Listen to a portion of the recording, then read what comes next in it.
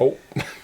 I just realized when you said let's start with this one, it means I don't need to shuffle. I mean, I shuffle just to have things in my hand sometimes. I appreciate it. How's it going, everybody? Welcome! I hope you've been enjoying Survivor Week. Eric and I are here to continue this series of videos of how to make the class easier to play.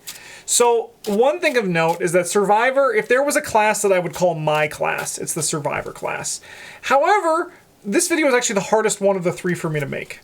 Mostly just because Survivors come so naturally to me, and they've always come very naturally to me. So I've kind of just taken the idea of Survivors and where I imagine a lot of players might potentially have issues with how to approach the class and then how to make it easier from there. Because I think you've only played one Survivor. I've only played one Survivor, and I'm also just laughing because I'm imagining how this video is going to go now, where you're like, this is the obvious thing, and I'm like, is it, though? Is that? Well, it's actually very fitting because I used you as inspiration for this video. Because you've only played one Survivor, and correct me if I'm wrong, but I'm pretty sure it was Stella Clark. It was literally the only Survivor that you should ever play. All right, so we're going to dive into this because this is a great thing that we're going to be touching on in this video. Survivors are often a class given to new players, but sometimes they give players an unexpected hurdle to jump over. This is because the Survivors are a jack-of-all-trades class, and they often push players to accept failure more than they'd like to. Because of this, sorry, actually, I'm a little bit ahead. This is shown with the core set card with the stable Survivor card. Look what I found, right? Mm-hmm. 2 resources. After you fail a skill test by 2 or less while investigating, you discover 2 clues of your location. So good. It makes, it's a great card. Very positive on tempo. And it's really nice to just kind of make feeling feel less bad. But because of this nature, this card is kind of here to attempt to convince new players that as a Survivor you want to fail. And then this is carried over even further with Stella Clark as a designer that was released that gives the idea that you do want to fail, right? Because Stella, if you fail a test, even if it's during the Mythos phase of your turn, you get to take an additional action during your turn. Which means it's like you never actually failed. You just get to keep going. Like, you just get to keep playing. Well, and in some ways it's even weird Mythos mitigation, because it makes you feel like you've actually benefited. Yes, exactly, right? Like, it's like the whole idea is like basically stopping you from having the downside of feeling of all that. Because you're right, like in the Mythos, it's like, I failed that test, I took a damage and a horror, but I got a free action out of it. Like, that's pretty alright in comparison. But Stella often gives to new players for the first attempt to soften the negative feeling associated with failing. However, there is the risk that this creates bad habits, and other investigators and even Survivors won't benefit from the same play pattern, right? Like, if you took this approach that Stella Clark brings to someone from the Seeker class, people would look at you like you're crazy, right? But a lot of the times, new players, when they come into the Survivor card pool, they start with Stella, and then they're just like, wait a minute, what do you mean this process doesn't just transfer over one-to-one to other Survivors? Because while other Survivors can play the fail cards, a lot of Survivors don't actually benefit from failing the same way Stella does, because Stella is the actual only fail-forward Survivor that exists. This video is here to offer suggestions on how to make the Survivor class more approachable beyond the traditional Stella love-to-fail style. But before we get into all that, what does the Survivor class offer if it isn't looking to fail forward? This is where I'm going to go throw it to you. Because you actually, like I said, you're kind of like the inspiration for this. You have seen me play 2 Survivors now. You've seen me play Ashcan Pete in the Circle Undone, where I played my never fail Ashcan Pete deck, but I also kind of failed on purpose, right? And then I'm currently playing Rita right now in the Feast of Hemlock Vale, which is a lot different than your Stella and even that Ashcan Pete deck. I did play Gravedigger. Is he red? Oh, you did play Will York. You did. I'm now remembering Will York. You did play Will York. What campaign was that? Oh my goodness. Was that Dark Matter? The split one. No. Dark Matter I played Joe Diamond. You did play Joe Diamond in Dark Matter. So yeah, I guess it must have been Will York and Dream Eaters. Yes. Yeah, it was one half because you were Charlie and then York. Yeah. Yeah. That makes sense. So what do you think, to you, for someone who's only like played Survivor twice, and York is an interesting Survivor because he is like a perfect blend of Guardian and Survivor, right? What is like so Survivor class to you after all this kind of discussion here? Is it still just the fail class, or is there more to it? No, so one of the reasons I don't play a lot of Survivor, and the reasons I'm not inspired to play a lot of Survivor, is partially the whole Stella love to fail aesthetic. But then with Yorick, and even with Rita, I noticed that survivors have a tendency to take one particular aspect of the game, kind of similar to Finn Edwards, actually, and really be like, this is the thing you want to be doing as often as possible, and this is the way that you want to be playing the game and structuring your turns going forward. So Yorick really only took off for me when there were things being cycled. Yeah. And that's the opposite of what most other investigators want. You don't want to be throwing things away, or you don't want to be using things up and then getting rid of them just kind of on the fly. And so to me, Survivor is always this kind of nebulous black box of you're going to end up taking one stray mechanic. Yes. And you're going to be doubling down on that and doing weird things with it. Yes. That is very outside of normal Arkham. That's how it feels to me. And I think that's actually a very apt idea of what survivors are. They're not what we're going to touch on here in this video for how to make survivors more approachable, because that is a very unique part of the survivor class. This is something we already talked about previously in Survivor Week, but Eric doesn't know, but I'm going to cover it here. If you haven't been watching all of this, we're going to kind of tread on ground that's familiar if you watched yesterday's video. Survivor is kind of like the odds and ends class, where like for example, in the Circle Undone, there was a cycle of tarot cards. Every class got one, right? Guardian got +1 fist. Wow. Fight better, right? Better. Seeker got +1 book. Wow. Investigate better. Book better. Rogue got +1 foot, right? Boo. Like, that means they can evade better, right? Boo. Mystics got +1 brain. They can use their spells better. But then the question is, you look at the stat line, and there's nothing left for Survivor. So what do you think Survivor's got? I bet Survivor's got +1 to a stat of their choice. No, it was +1 health and +1 sanity. The card is not played, right? And this actually carries over in a lot of cycle design in Arkham Horror, the card game. Because the reality is that every class has a thing. And Survivor used to have a thing, but they don't really have that anymore. So the thing that they used to have was evasion. They were actually more of the evade matter class than rogues were. Because rogues were kind of the money class, right? Yes, but they had no economy in the core set. But that's 100%. They were like the money combo class, right? With money, you can do anything. But survivors, they weren't really like the general evade. They were evade mass quantities of enemies, right? So like if you had 2 enemies engaged with you, you could evade both of them for 1 action. But the problem is the game evolved to the point where if you had 2 enemies on you more than once in a game, odds are you were going to lose the scenario, right? Like, unless the scenario was by design to do that, with not many scenarios were in just the start, Survivor's kind of just like, this was a mechanic that we weren't using. Ironically, that would have won us the last game we played. It would have helped, yes. Like, there are scenarios where that stuff does help. That's funny. And that's where, like, Survivor could be really good at teching. But they kind of moved away from that, and then rogues became the evade matter class because they started caring about their foot quite a bit for like everything, right? So then survivors were just kind of there. And then for the longest time, survivors had this continued thing where they would get a new mechanic, and then they would not touch that mechanic again, ever, right? No. They would just be like, there you go, survivors, something new and fun to play with. And then they were like, oh, cool, are you going to support it? And they're like, what are you talking about? That doesn't exist. And it's like, no, but you printed it right now. And they were like, no, we didn't. You're dumb. We're going to keep going. Here's a new fun thing to play with, right? So because of this, they do fall into that hole that you talked in, where Survivor class as a whole is kind of just, you're going to go hard in on a mechanic, right? Like you can Will York, you were hard in on graveyard recursion, right? With Rita Young, I'm going hard on my evade and foot, which they can still do, right? But they are kind of identity-less in, like, if you just look at all the classes of what they do, right? Because Guardians punch, Seekers get clues, Mystics use their brain for everything, Rogues use their foot for their everything, and Survivors are in the corner going like, hello. They have recursion, like they have very good recursion, like almost busted levels of recursion, right? So that's kind of like a thing that they do. But when the designers have realized that recursion is a dangerous thing, they stopped printing it as much, right?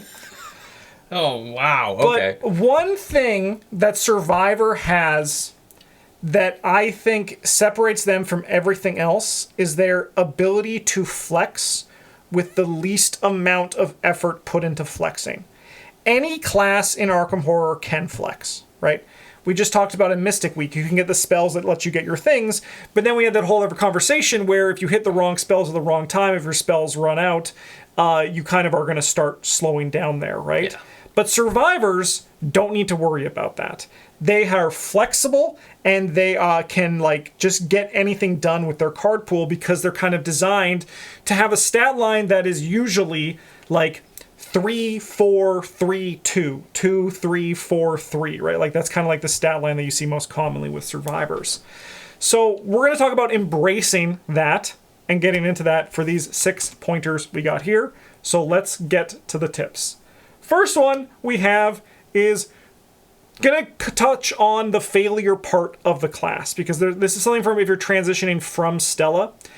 Try not to treat failure cards as failure cards, but rather as traditional tempo cards, right? So we have like Look What I Found. Like you said, great card. But the true pattern for Look What I Found is you're essentially going to try to treat this card as an event that just says discover 2 clues of your location, right? Like you could, in theory, use Look What I Found as a way to mitigate failure, right? Or you could just go to a 2-shroud location and say, no matter what, I'm going to fail this test, right? Because I have like 2 book. There's a chance I could get a 0, right? Or like say you have three book and you're going to go into 3-shroud location. You're just like, yeah, I could get a clue, right? So my failure case is actually just passing the test, right? Like I'm actively seeking out to find a location I can fail to play my Look What I Found to get positive tempo. Yeah. It's basically an event that gets you more. So rather like treat it not as a failure card, but rather as an event that just gets you clues. It being fast helps with that a lot, too. Yeah, because it's reactionary. Yeah, you're literally paying $1 a clue at that point if you can get the fail by 2 or less. Yes, and it's one of those things where it's like you do have to make a test, but like Look What I Found is kind of testless because you have to draw the token, but like if you're at a 2-shroud location, if you draw the auto fail, you don't care, because when the test finishes, your value goes to 0 and you fail by 2. Yeah. This is even easier with the upgraded Look What I Found, which changes the threshold to 3 or less for failing, so it becomes really a lot better. Dumb Luck on the other side of the screen here is a similar thing, where you could treat this as security for if I'm trying to evade an enemy, or you can say, what if this was just a kill spell that removed an enemy from the game, right? Like, what if there was a 5 health enemy, and I was just like, hey, what if we just, like, kill it with Dumb Luck, right? Yeah. Dumb Luck is harder to trigger reliably, but it is that same kind of philosophy where, like, in Stella Clark, this is a card you run because she can fail tests and you don't care. With other survivors, if you have low foot, you could just treat this as a way to kill things. Yeah, so right? if you're the fighter survivor, and you don't necessarily have a high foot, this is just a kill spell. Yeah, it's a way to kill it for when you needed, like when you were better to deal with an enemy down the road, or literally in the scenario, you can just be like, I'm saving my 1 of Dumb Luck to just delete this enemy. Yeah. Right? And then you put like Live and Learn in the middle, which is a common card that a lot of survivors play. There's a card in Survivor called Lucky, which I'm pretty sure I included in this video, where if you would fail, you get +2 to a thing. Live and Learn is like the peak Survivor design because it's lucky, but you get to trigger all these other effects too, right? So like you play your Look What I Found, you fail, you get a clue, you get your 2 clues, and then you can play like a Live and Learn to then also investigate again and potentially get more clues.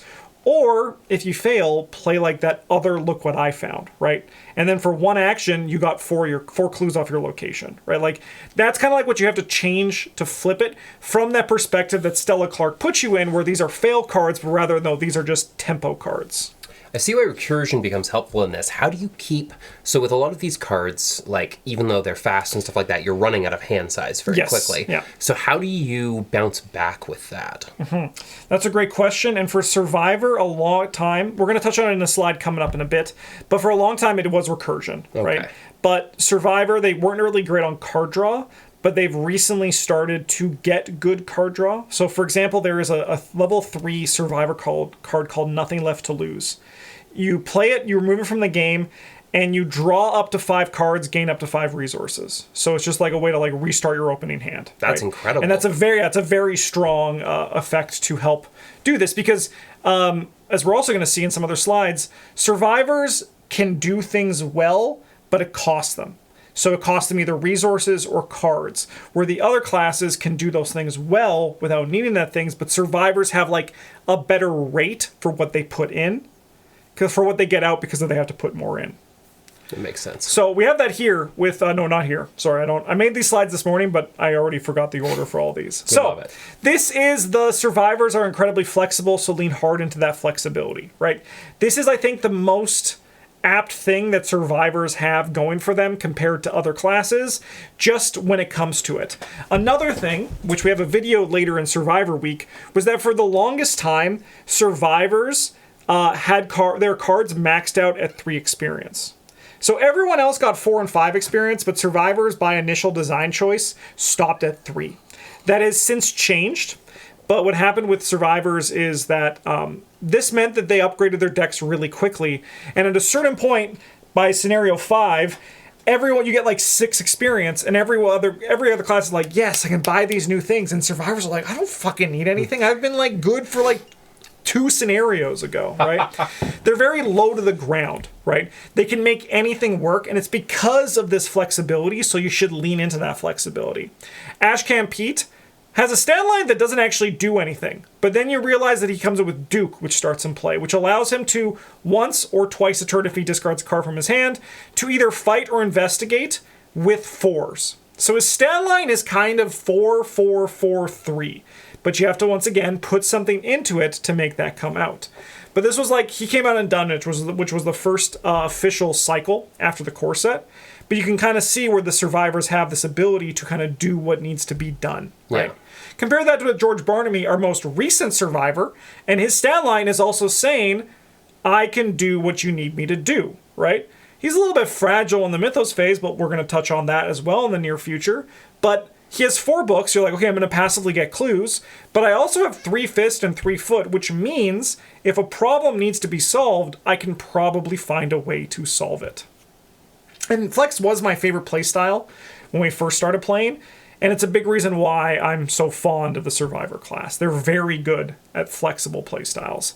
Notably, that's a little bit harder for us on 2-player, right? You're really going to start to see that more in the 3-player. But there is something that I'm sure you're even feeling with Finn Edwards and me with Rita in this scenario. Once we get to tip 6, I'm pretty sure that you're going to be like, yes, this is a very different than some of the other feelings we had, especially if you compare it to, like, say, Joe Diamond or even Minty Fan. Yeah. That we're going to see later on in this. All right. Number 3, you have to understand that your tempo is slower when compared to other classes for the most part. So this is exactly like what you were asking, right? Like, you have to put more in to get more out. So then how do you make up for that? And the theory is just that for a long time is you didn't, right? You just kind of like weren't able to. But now there's some really good card draw that's like starting to come out, and there's like good resource generation as well. Survivors had an archetype from Dunwich called Dark Horse, which was that if you had 0 resources in your resource pool, you got +1 to all your stats. Right. Oh, I do love that card. Yes, it was one of my favorite playstyle like archetypes when I first started playing. And you can see that Fire Axe and Mariner's Compass reward this, right? Where you spend resources to make them better, and if you have no resources, you get to do more. But the balance for this was that survivors kind of stopped their stats at 3 and 4, right? Survivors are now starting to get 5s in their stats, which feels bad. It feels like not the right thing to be happening because it's kind of breaking some of this like ethos of design, right? Yeah. But like you can kind of see where that started with Fire Axe and Mariner's Compass. So your tempo is slower because like for Fire Axe, you don't get that consistent fist boost, right? And for Mariner's Compass, you don't get that consistent book boost, and you also have to exhaust it. Right? So it's like one of those things. Not with Fire Axe because that would be crazy. But you actually also see this in there's the cycle in Drowned City that just came out. The hand hook, the anchor chain, and the nautical map. Nautical charts. Those all exhaust, and to get the extra boost, you need to discard a card from your hand. So the idea is you take those resources and turn them into something else, more damage, more clues, more evade, and then unless you have a way to take advantage of it with Dark Horse or discard synergy, you can't really do that. However, with all that said, the tempo is starting to get quicker. I have included 2 cards on the sides of this, Long Shot and Contemplative, 2 from the most recent cycles. They are basically Vicious Blow and Deduction for Survivor. But you can do them at adjacent locations, and they have additional triggers. So survivors are starting to pick up the pace, and their damage potential is still pretty close to what it was, but their clue gaining potential is starting to get a little bit crazy. Yeah, looking at Mariner's Compass plus Contemplative plus the idea of Dark Horse, I'm like, okay, that's a lot. Yeah. Yeah. And then it's not so much of a, like, even like with Dark Horse, it kind of fits into that box you said earlier where it's about going hard on something, but it's also just like value. Where, like, I've played Dark Horse decks where I haven't even tried to stay at 0. I've just spent my resources and then occasionally got extra boosts out of it. Yeah. Right? So, like, there's that kind of area you can explore as well. Yeah. And you played Longshot. You played that in Min. I love Longshot. Yeah, it's a great card. I'm deeply in love with Longshot. Yeah. It's the silliest art. It It's is. the second silliest art. What's the first? It's the chain. Oh, Anchor Chain. Yeah, were you screaming? No! Don't hit me again. Yeah, no, that one is great. Oh. All right, on to tip number 4. Survivor consistency looks a little bit different compared to the other classes. Now, Eric, I'm going to ask you a question. What do you see here? I mean, I see 4 of the same card. Exactly. Not 4 of the same card, but, like, you know what I'm trying to say. Well, no, it actually is. There's 4 copies of Brute Force here. Yeah. Right, so the concept of Survivor consistency is that you are going to recur your things rather than having more of those things, right? Exactly. Yeah, so like with Brute Force, it's such a good way of killing enemies that your copies of Resourceful are actually kind of just more copies of Brute Force. Copy paste this with anything else that you kind of just are going to be using as your Survivor toolkit, whether it be Sharp Vision, whether it even be Long Shot or Contemplative, right? This is how you get that consistency that Survivors are kind of lacking if your deck is like lower experience or if you don't have a full card pool. So like this was kind of like their form of card draw. So when this has a basic fight action, does something like the Fire Axe, that first trigger, work? No. Okay, this has to be with your bare fists. Yes. So one thing that's helpful for basic for new players is they recently changed this. And it does cause some issue where it's broken some combos, but I think it makes it simpler. A basic action is basic action in any sense is something that does not require a card to trigger. It's just something you can trigger without any player card being associated with it. Like you could just fight an enemy, you can investigate a location. So it's a good way to just keep that in your mind. Just no other card except your investigator card and or enemy or location. Okay, yeah, I see it. So it's like, but it's one of those things that where this really works for Survivors is that, yeah, the number's lower, but because it's flexible, they can use it on small things, or if they are the flex, say, for example, your 5-fist Mark Harrigan punch something, you say, actually, don't use your weapon this turn for this action, just punch it, and then you can commit your brute force to it. Well, and brute force is what? It's 3? Yeah, 3 icons. 3 and does 3 damage? Yes, if you succeed by 2 or more. Huge. Yeah, I can't think of a weapon that really comes in as hard as that. Not for one experience. No. Yeah, not for one experience. 3 damage is like the super threshold. And there was a thing where it actually kind of changed. And it really helped Survivor, where gain a clue for like as soon as you started to put experience in, started to become equivalent to +2 damage as opposed to just a clue and +1 damage. Because it turns out that was kind of needed to keep those cards competitive with just gaining an additional clue. I could see. Because there's a exact version of Brute Force called Sharp Vision, which I'm pretty sure you even played in Min. Same thing, but it just gets you an additional clue. Mm-hmm. Yeah. Still a good card, but like Brute Force, I'm bringing back with Resourceful all the time. This goes even a step further. There's a card called Scrounge for Supplies in Survivor. Spend an action, 0 cost, get a little 0 card from your discard pile into your hand. That's also how you get your consistency and like your card draw with things like that. That makes sense. All right. Tip number 5. A survivor's ability to survive offers more risk-taking, so take those risks. They're called survivors for a reason. One is because they will do whatever is needed if their back is against the wall to survive. That's kind of like what the survivor thing has been. That's why for a long time their weapons were a fire extinguisher, a pitchfork, a chainsaw is a little bit out there, but when your back's against the wall and a ghoul's there, right? But the thing about the survivor stuff is just like a fire axe, right? It's just something they find on the wall. Where other classes, like rogues, they have like illicit weapons. Guardians have like traditional cop weapons and like a machete because, you know, going into the jungle, you need a machete. But survivors have kind of just been like fighting with what they have. Yeah. The other part of the survivor being called a survivor is their ability to soak, right? They are like the class that's hard to kill. A big reason for this was because of Peter Sylvester, right? You get +1 brain, +1 foot. After your turn ends, you get a heal a horror from him. He can essentially soak forever. There's a damage version of this called Jessica Hyde. People in a lot of decks, they get charisma, and they put Jessica Hyde and Peter Sylvester into play and just don't die, right? Couple this with also like just cheap soak, good healing in the form of bandages, and the lucky card that I mentioned earlier. It's hard for the survivors to actually be scared of the game because they are just really good at surviving, right? So like dying as a survivor is less of a risk, so you should take the risk to make it more of a risk because you're going to benefit from this.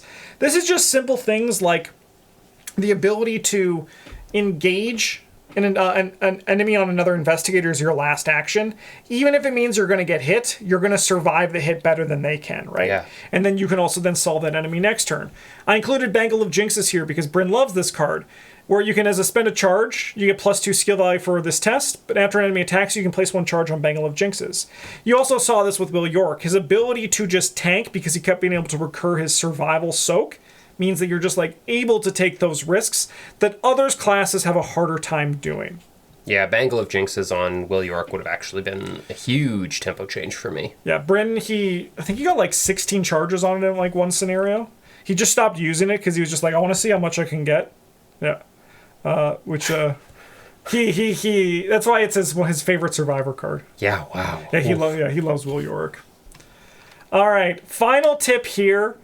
Go out on your own and advance the game state. Solve your own problems. As I mentioned earlier in this video, this is something that you're probably seeing with Rita and Finn in this one, where we don't have to rely on each other, right? Because you have that free evade, I evade like crazy, and then we're also able to still just like even like advance the game state in our own right? This is something that survivors are good at because they're so flexible, right? You're able to go out and do things and get the game going. So Rita Young here, for example, I have old Keyring 3 on her left side, where gets +2 shroud, sorry, -2 shroud for when you investigate. If you succeed, remove a key. If the test difficulty is 0, you discover an additional clue. So then you just tell your seeker, okay, you're going to go do the hard locations because that's why you're here. I'm going to go around to this low shroud location and I'm just going to suck clues up. Yeah. And then if I get an enemy, I'm going to solve it with my ability and then maybe also discover a clue through Belly of the Beast, right? Yeah. So this is something that like the survivors have where they can just be like, hey, I'm not here. You guys just ignore me. I'm going to solve all my own issues. I'm never going to ask for help. And then eventually we're going to win the scenario. Like when we need to meet back up at a location, I'll be there. But until then, I'm a leaf on the wind. You know? Yeah. And that's something that I think is, well, every class can do it. I think it's more, like at this point, any class can do anything in this game. But I think it's more true for survivors that they just have the ability to not stress about it in the same way. They can just like do it naturally because of their stat lines and their card pool. So the old keyring is red. Yeah. It has keys on it. Yeah. Is it the Scarlet Key? No, unfortunately not. It's just a regular old keyring. I don't believe that.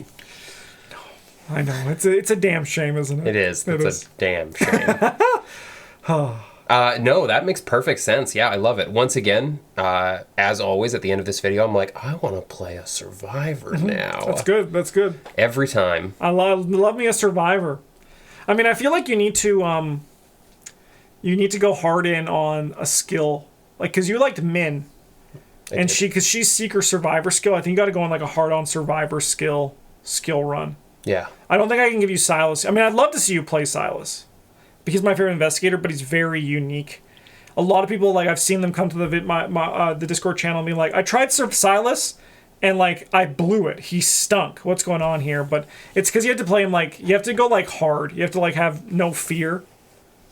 But Survivor skills are very fun. George Barnaby's pretty good, too. He's very complicated as hell, but I think you'd enjoy him. But I think a Dark Horse deck would also be something you would really dig with. I'm really vibing the Dark Horse deck, especially as I see things that are like, oh yeah, just punching people doesn't cost anything in this deck. You don't have to have money up to play this event. Yeah, you can just you can just go nuts and just... Forget Preston, let's go the opposite direction. Well, actually, it's funny because Preston has a really good Dark Horse deck. Of course, because he can put his money onto that other card, right? Yes, exactly. Right? Yeah, of course. Yeah. What a jerk. And then still play all the big events, but get all the benefits from Dark Horse. It's kind of nutty. It's kind of nutty. So, as always, the best way to get better at the Survivor class is to experiment within the Survivor class. While a lot of players start with a fail-forward style Survivor, the true power of the Survivor class lies in their flexibility and their ability to shrug off what the game throws them. And as well, they also do have archetypes that are fleshed out, even though they have a lot of, like, kind of dud archetypes. They do have a lot that are fleshed out, but they are definitely the weirdest class.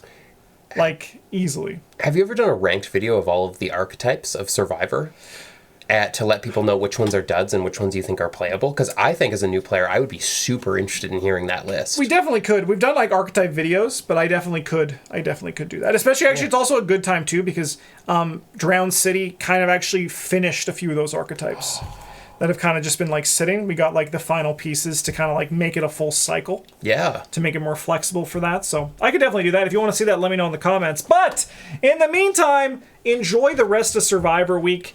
I mean, at the time of recording this video, we've only recorded 3 of them, but hopefully by the time this video is up, all the videos are recorded and they're all great.